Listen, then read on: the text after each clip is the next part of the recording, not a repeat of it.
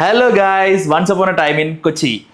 കലന്തൂർ എൻ്റർടൈൻമെൻറ്റ്സിൻ്റെ പ്രൊഡക്ഷനിൽ റാഫി കഥ എഴുതി നാദിർഷ സംവിധാനം ചെയ്ത once upon a time in Kochi. മച്ചാനെ, ഒരു രക്ഷയില്ല. പടം ഒരു രക്ഷയില്ല. അത് അത് അത് അങ്ങനെ അല്ലാണ്ട് എനിക്ക് പറയാൻ അറിയാൻ പാടില്ല. അത്രയും രക്ഷയില്ലാത്തൊരു പടമാണ് കേട്ടോ നമ്മുടെ once upon a time in Kochi. പിന്നെ നമ്മുടെ ഇതിൻ്റെ കാര്യങ്ങളിലേക്ക് വരാം.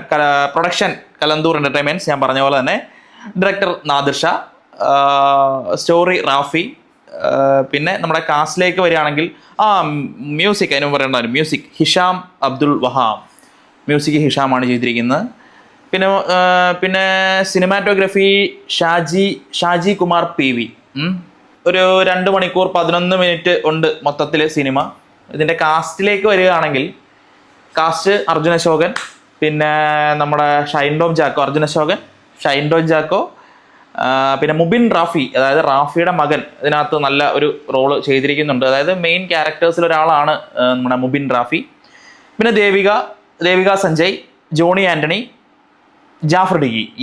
ഇത്രയാണ് ഇതിൻ്റെ ഒരു കാസ്റ്റ് ലൈനപ്പ് വരുന്നത്.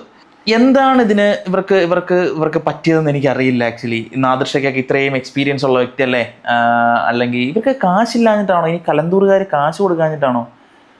മൊത്തത്തിൽ മേക്കിങ് എനിക്കങ്ങോട്ട് എന്താ പറയുക, ഒരു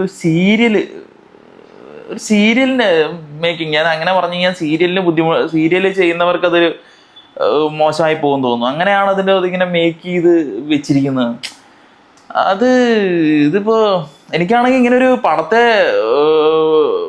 നമ്മളതിൻ്റെ അവരുടെ എഫേർട്ടിനെയൊക്കെ നമ്മൾ മനസ്സിലാക്കുന്നു. അവര് ശരിക്ക് പൈസ മുടക്കിയിട്ടുണ്ടായിരിക്കാം. അവർ ശരിക്ക് പൈസ മുടക്കിയെന്ന് ഞാൻ പറയില്ല, എന്നിരുന്നാലും അവർ പൈസ മുടക്കിയിട്ടുണ്ടായിരിക്കാം. അപ്പോൾ അതിൻ്റെ പൈസ മുടക്കിയിട്ടുണ്ട്, കുറേ ആൾക്കാർ ഇതിൻ്റെ പിന്നണിയിൽ പ്രവർത്തിച്ചിട്ടുണ്ട്. ഇതൊക്കെ നമ്മൾ അക്സെപ്റ്റ് ചെയ്യുന്നു, ഇതൊക്കെ സമ്മതിക്കുന്നു. പക്ഷെ എന്നിരുന്നാലും ഇത് നമ്മൾ കാശ് കൊടുത്ത് തിയേറ്ററിൽ പോയി കാണേണ്ട ഒരു സാധനമാണല്ലോ. അപ്പോൾ അങ്ങനെ നോക്കുമ്പോഴത്തേക്കും അതിനകത്ത് എന്താ പറയുക, പ്രേക്ഷകർക്കാണല്ലോ നമ്മൾ, അല്ലെങ്കിൽ അത് വാച്ച് ചെയ്യുന്നവർക്കാണല്ലോ നമുക്കൊരു വാല്യൂ കൂടുതൽ കൊടുക്കേണ്ടത്. പിന്നെ ഇതിൻ്റെ ഒരു സ്റ്റോറിയിലേക്ക് വരികയാണെങ്കിൽ ഭയങ്കര വലിയൊരു കഥയാണിത്, മനസ്സിലായോ? അതായത് റാഫി എഴുതി വെച്ചിരിക്കുന്നത് ഭയങ്കര വലിയ ഒരു ഡ്രഗ് കാർട്ടലിൻ്റെ കഥയാണ്. അപ്പം ഈ കഥയെ നാദിർഷയുടെ കയ്യിലെത്തി. നാദിർഷ അത് ഡയറക്റ്റ് ചെയ്ത്, എനിക്ക് നാദിർഷയുടെ ഡിറക്ഷനിൽ എനിക്ക് എന്താ പറയുക, പ്രശ്നങ്ങളുണ്ട്. എനിക്കറിയില്ല ഇതെന്താണ്, ഇവരിത് എങ്ങനെ ഇത് ഈ സ്ക്രിപ്റ്റ് ലോക്ക് ചെയ്ത് അല്ലെങ്കിൽ ഇതിലേക്ക് ആൾക്കാരെ കാസ്റ്റ് ചെയ്തു. കാസ്റ്റിംഗ് ഒരു പരിധിവരെ നല്ലതും ഒരു പരിധിവരെ മോശവുമുണ്ട്. അത് പൂർണ്ണമായിട്ടും നമ്മൾ മോശം എന്ന് പറയുന്നത് ശരിയല്ല. കാര്യം അതിനകത്ത് നല്ല റോളുകൾ നല്ലൊരു ആൾക്കാരെ വെച്ച് കാസ്റ്റ് ചെയ്തിട്ടുണ്ട്. പിന്നെ ഈ പടത്തിന്റെ പോക്കെന്ന് പറഞ്ഞാൽ മൊത്തത്തിൽ ഇപ്പോൾ നമ്മുടെ നാദിർഷയുടെയൊക്കെ സിനിമ പോലെ തന്നെ ഫുള്ളി ഒരു കോമഡി എന്നും പറയാൻ പറ്റില്ല. എന്നാൽ കോമഡി ഇൻക്ലൂഡ് ചെയ്തിട്ടുണ്ട്. പക്ഷേ അത് ഫുള്ളി എല്ലാം ഒന്നും വർക്കൗട്ട് ആവുന്നില്ല ഇതിനകത്ത്. ഈ ഒരു സ്റ്റോറിയിൽ എല്ലാ കോമഡികളും വർക്കൗട്ട് ആവുന്നില്ല. പിന്നെ നമുക്ക് ഓരോരോ ക്യാരക്ടേഴ്സിലേക്ക് വരാം. അപ്പോൾ നമ്മുടെ നാദിർഷയുടെ കാര്യം പറഞ്ഞു, റാഫിയുടെ കഥ ഓക്കെ പറഞ്ഞു. പിന്നെ നമ്മുടെ കാസ്റ്റിലേക്ക് വരാം. അർജുൻ അശോകൻ നൈസായിട്ട് പുള്ളീനെ ഏൽപ്പിച്ച പണി പുള്ളി വൃത്തിക്ക് ചെയ്തിട്ടുണ്ട്. ഇടയ്ക്കിടയ്ക്കൊക്കെ അവിടെ ഇവിടെയൊക്കെ ചെറിയ പാളിച്ചകൾ ഉണ്ടെന്നല്ലാതെ പുള്ളിയെ ഏൽപ്പിച്ച പണി പുള്ളി വൃത്തിക്ക് ചെയ്തിട്ടുണ്ട്. അതിനകത്ത് ഞാൻ ഒരു രീതിയിലുള്ള കുറ്റവും പറയില്ല. പുള്ളി നൈസായിട്ട് ഡീൽ ചെയ്തിട്ടുണ്ട്. പിന്നെ വരുമ്പോൾ പിന്നെ ആരായിരുന്നു? മുബിനും സീനില്ല. ആദ്യത്തെ സിനിമയാണ്, റാഫിയുടെ മകനാണ് മുബിൻ റാഫി. പുള്ളി സീനില്ല. എന്നിരുന്നാലും ആ തുടക്കത്തിൻ്റെതായ കുറച്ച് പിഴവുകളൊക്കെ ഉണ്ട്. അതുപോലെ ദേവിക നൈസായിട്ട് തന്നെ ഡീൽ ചെയ്തിട്ടുണ്ട്. ജോണി ആൻ്റണി കിടിലനാട്ടോ, അത് പറയാതിരിക്കാൻ പറ്റില്ല. പുള്ളി നൈസായിട്ട്, അതായത് നമ്മുടെ നായികയുടെ അച്ഛൻ റോളാണ് ജോണി ആൻ്റണി ചെയ്യുന്നത്. ഒരു നൈസ് റോളാണ്. പുള്ളി നോർമലായിട്ട് ഡീൽ ചെയ്യുന്ന പോലെയല്ല, കുറച്ചുകൂടി നൈസായിട്ട്. പുള്ളിക്ക് കുറച്ച് പ്രശ്നങ്ങളുള്ള ഒരാളാണ്. അപ്പോൾ ആ ഒരു ക്യാരക്ടറിനെ നല്ല രീതിയിൽ പുള്ളി ഡീൽ ചെയ്തിട്ടുണ്ട് ജോണി ആൻ്റണി. അത് നൈസാണ്. ഓക്കെ. ജാഫർ ഡിക്ക് ഓഫ് കോഴ്സ് എപ്പോഴും ഉള്ള പോലെ തന്നെ ആള് നൈസിൽ അങ്ങ് വരുന്നു. പുള്ളിയുടെ റോള് നീറ്റ് ആൻഡ് ക്ലീൻ ആയിട്ട് ഡീൽ ചെയ്തിട്ട് പോയി. ഗൈസ്, പിന്നെ ഒരാളെ വിട്ടുപോയി, റിയാസ് ഖാൻ ചെറിയൊരു റോളിൽ ഇതിനകത്ത് വന്നിട്ടുണ്ട്. വളരെ ചെറിയ റോളാണ്. പക്ഷേ പുള്ളിയുടെ ആ ഒരു കൈൻഡ് ഓഫ് റോളുകളിൽ നിന്ന് കുറേ നാളുകൾക്ക് ശേഷം വന്നതുകൊണ്ടായിരിക്കാം വേറൊരു വ്യത്യസ്ത ഒരു രീതിയിലാണ് പുള്ളിനെ ഇതിനകത്ത് അവതരിപ്പിച്ചിരിക്കുന്നത്. അത് കൊള്ളാം, കുഴപ്പമില്ല, നൈസായിട്ട്, വിഷയമില്ലാത്ത രീതിയിൽ അത് സീനിലില്ല. അപ്പോൾ റിയാസ് ഖാൻ കൊള്ളാം, നൈസ്. പിന്നെ ഇതിന് സിനിമാറ്റോഗ്രഫി ഒരു ഷാജി കുമാർ PV.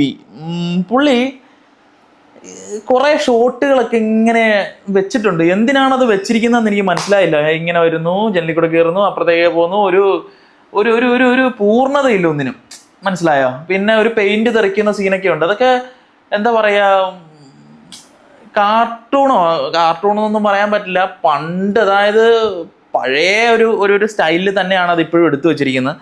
അതും ഞാനൊരു കുറ്റമായിട്ട് പറയുന്നില്ല, ചിലപ്പോൾ എൻ്റെ തോന്നലായിരിക്കാം, എൻ്റെ ഇഷ്ടക്കേടായിരിക്കാം, അതുകൊണ്ട് ഞാൻ അങ്ങനെ പറയുന്നില്ല. ഓക്കെ.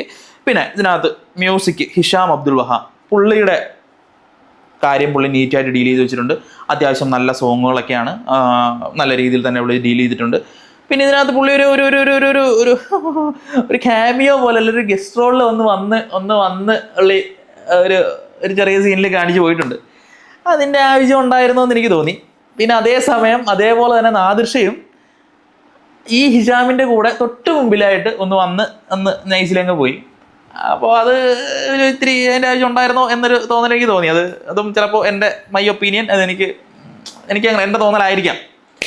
അങ്ങനെ മൊത്തത്തിൽ പടം എല്ലാം കൊണ്ടും ഇങ്ങനെ പോകുമ്പോൾ ഞാൻ ആദ്യം പറഞ്ഞല്ലോ, വലിയൊരു കഥയാണ് ഇവർ എടുത്തു വെച്ചിരിക്കുന്നത്, വലിയൊരു സ്റ്റോറി. ആ സ്റ്റോറിയെ ഒരാളെ ഞാൻ വിട്ടുപോയി, വില്ലൻ. ഇതിനകത്തൊരു വില്ലനുണ്ട്. എൻ്റെ അമ്മ, ഒരു വില്ലനല്ല, വില്ലന്മാർ കുറച്ച് പേരുണ്ട്. എന്നിരുന്നാലും ഇതിനകത്തൊരു മെയിൻ വില്ലൻ ഉണ്ടാവുമല്ലോ. അതായത് നമ്മുടെ കൽക്കിക്കകത്ത വില്ലൻ, നമ്മുടെ ജിമ്മനില്ലേ, മറ്റേ മീശയും ഇത്രയും താടിയോളം വെച്ചാൽ, പുള്ളി ഇതിനകത്ത് എന്താ കാണിച്ചു വെച്ചിരിക്കുന്നതെന്ന് ഈ സിനിമ കാണുമ്പോൾ പുള്ളിക്ക് തന്നെ തോന്നും. പുള്ളിയുടെ മീശയുണ്ട്, ഇവിടെ നിന്ന് ഇങ്ങനെ കുറച്ച് കളറൊക്കെ ചെയ്തിട്ട് കൊള്ളാം, ലുക്സ് ഒക്കെ കൊള്ളാം. പുള്ളിക്ക് കോസ്റ്റ്യൂം ചെയ്തിരിക്കുന്ന ആരാ? പുള്ളിക്ക് ഒരേ ടൈപ്പ് ബനിയൻ, അതായത് കളർ മാത്രം ചേഞ്ച് ഉള്ളൂ, കുറച്ച് കീറി പറഞ്ഞൊരു ബനിയൻ, അത് മാത്രമാണ് പുള്ളി ഇടുന്നത്. അതിൻ്റെ എനിക്കറിയാൻ വയ്യ പുള്ളി എന്ത് തേങ്ങ കാണിച്ചു വെച്ചിരിക്കുന്നത്. ഒരു ടിപ്പിക്കൽ വില്ലനാണോ എന്ന് ചോദിച്ചു കഴിഞ്ഞാൽ അതുപോലും ആ ഒരു സീനിന് മച്ചാൻ അർഹിക്കുന്നില്ല. അത് പുള്ളിയുടെ മാത്രം കുറ്റമായിട്ട് ഞാൻ പറയുന്നില്ല. കാര്യം എന്താണെന്ന് വെച്ചാൽ അതിനകത്ത് ഡയറക്ഷനകത്ത് പോരായ്മ, ആ പുള്ളി അങ്ങനെ ആയതിന് ഡയറക്ഷനകത്ത് പോരായ്മയുണ്ട്. അതുപോലെ തന്നെ നമ്മുടെ സ്ക്രിപ്റ്റിൻ്റെ അകത്തെയും പോരായ്മ ആയിരിക്കാം പുള്ളി അങ്ങനെ ആക്കിയത്. പിന്നെ പുള്ളി അങ്ങനെ അഭിനയിച്ചു, അതിനെ ക്ലിയർ ചെയ്യേണ്ടത് ആരാണ്? ഇവരൊക്കെ തന്നെയാണ്. അപ്പോൾ അതുകൊണ്ട് ഞാൻ പുള്ളിയെ മാത്രം അങ്ങനെ പറയല്ല. എന്നിരുന്നാലും ആ ക്യാരക്ടറിൽ പുള്ളി വന്നു കഴിഞ്ഞപ്പോൾ എനിക്കൊട്ടും അത് ആപ്റ്റായിട്ട് തോന്നിയില്ല. പിന്നെ വേറെ കുറച്ച് വില്ലന്മാരൊക്കെ ഉണ്ട്, ഒരു ഫോറിനേഴ്സ് ഒക്കെ ഇതിനകത്തുണ്ട്. ഇതിനകത്തൊരു 3-4 പേര് ലാസ്റ്റ് ക്ലൈമാക്സ് സീനിൽ കുറച്ച് ആഫ്രിക്കൻ വംശജരായ ഫ്രഞ്ച് സംസാരിക്കുന്നവരൊക്കെ ഇതിനകത്ത് വന്നു പോകുന്നുണ്ട്. അതാണ് എനിക്ക് മനസ്സിലാകാത്തത്. അവർ ആഫ്രിക്കൻസ് ആണ്, പക്ഷെ അവരുടെ ഒരു മദർ ടങ് പോലെ ഇതിനകത്ത് സംസാരിക്കുന്ന ഫ്രഞ്ചാണ്. അത് നായകന് മനസ്സിലാവുന്നു. നായകൻ അവിടെ കയറി, നായകൻ അതിനിടയ്ക്ക് അവരുമായിട്ടൊരു കോൺവെർസേഷൻ നടത്തും കേട്ടോ, ഫ്രഞ്ചിലെ. നായകൻ എന്നുള്ള അല്ല, ഒരു ഫ്രഞ്ചിൽ കുറച്ച് ഈ പറഞ്ഞ ഡ്രഗ് കാർട്ടലിലെ ഫ്രഞ്ച് സംസാരിക്കുന്ന ആഫ്രിക്കൻസുമായിട്ട് ഒരു ചെറിയ, അതായത് വില്ലനൊക്കെ ഉണ്ട്, എല്ലാവരും ഉണ്ട്. അപ്പോൾ ഒരു ചെറിയൊരു കോൺവെർസേഷൻ നടത്തും. സത്യം പറഞ്ഞു കഴിഞ്ഞാൽ അതെന്താണെന്ന് കണ്ടവർക്ക് മനസ്സിലായിട്ടില്ല. അത് എന്തിനാണ് അങ്ങനെ പറഞ്ഞതെന്ന് ആർക്കും മനസ്സിലായിട്ടില്ല. സത്യം പറഞ്ഞാൽ അതിനൊരു ആവശ്യം അവിടെ ഇല്ല, ഒരു രീതിയിലും അതിൻ്റെ ആവശ്യം അവിടെ ഇല്ല. എന്തെങ്കിലും ഇപ്പോൾ ഒരു കഥയിൽ അത് അങ്ങനെ ഒരു ടോക്ക് നടത്തുന്നതുകൊണ്ട് ഒന്നെങ്കിൽ ഇപ്പോൾ എന്താ പറയുക, ഈ കഥയെ ട്വിസ്റ്റ് ചെയ്യാൻ, അല്ലെങ്കിൽ അവരെ അവിടെ നിന്ന് എസ്കേപ്പ് ചെയ്യാൻ, അങ്ങനെ എന്തെങ്കിലും ഒരു കണക്ഷൻ വേണമല്ലോ. അങ്ങനെ ഒരു കണക്ഷനും ഇല്ലാതെ ഒരു ടോക്ക് അവിടെ നടന്നു. അത് എന്തിനാണെന്ന് എനിക്ക് മനസ്സിലായില്ല. ചിലപ്പോൾ എൻ്റെ വീക്ഷണത്തിൻ്റെ തെറ്റായിരിക്കാം. ഞാൻ അതും എന്തെങ്കിലും തെറ്റുണ്ടെങ്കിൽ പറയാം കേട്ടോ, അത് ഞാൻ തിരുത്തിക്കോളാം. സത്യം പറഞ്ഞാൽ എനിക്ക് മനസ്സിലാഞ്ഞിട്ട് ആ കാര്യം. നേരത്തെ പറഞ്ഞ കാശില്ലായ്മയുടെ, അതായത് പ്രൊഡക്ഷന് കാശില്ലാത്തതാണോ എന്താണോ, ക്ലൈമാക്സിൽ ഒരു ഇടിയുണ്ട് കേട്ടോ. ക്ലൈമാക്സിലെ ഇടിയിൽ ഒരു മഴ പെയ്യും. അതെന്ത് ചെയ്യുക, ആർട്ടിൻ്റെ ആണോ അത് ഡീൽ ചെയ്യുന്ന പ്രൊഡക്ഷൻ ആരോ ആയിക്കോട്ടെ, അത് പ്രൊഡക്ഷനെ തന്നെ നമുക്ക് പറയാൻ പറ്റുള്ളൂ.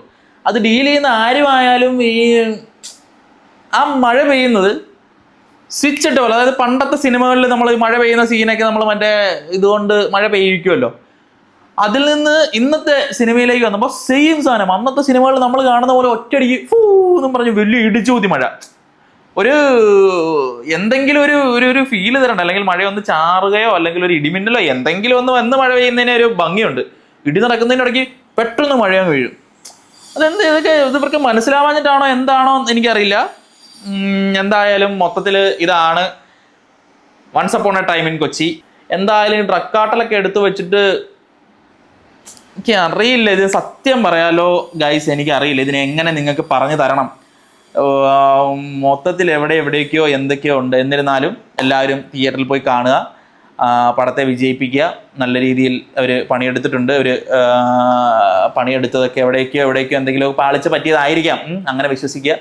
ഒരിക്കലും ചീത്തയാവാൻ വേണ്ടി ആരും സിനിമകൾ എടുക്കുന്നില്ലല്ലോ സാഹചര്യങ്ങൾ കൊണ്ട്. എന്നിരുന്നാലും ഞാൻ ചോദിക്കുന്നത്, ഇവർ പ്രിവ്യൂ ഒക്കെ നടത്തുമല്ലോ, അപ്പോൾ ഇവർക്ക് എനിക്ക് പലപ്പോഴും തോന്നിയിട്ടുള്ള സംശയമാണ്, ഇങ്ങനെ ചില പടങ്ങൾ വരുമ്പോൾ ഇവർക്കിത് പറഞ്ഞു കൊടുക്കാനോ അല്ലെങ്കിൽ ഒന്ന് കണ്ടിട്ട് ഇത് മനസ്സിലാക്കാൻ പറ്റാത്ത എന്തുകൊണ്ടാണ്? ഓക്കെ, ചിലപ്പോൾ അവർ തന്നെ മേക്ക് ചെയ്യുന്നതുകൊണ്ട് അവർക്ക് മനസ്സിലാവാതിരിക്കും, എങ്കിലും ഒരു തേർഡ് പേഴ്സൺ എന്തായാലും ഇത് കാണുമല്ലോ.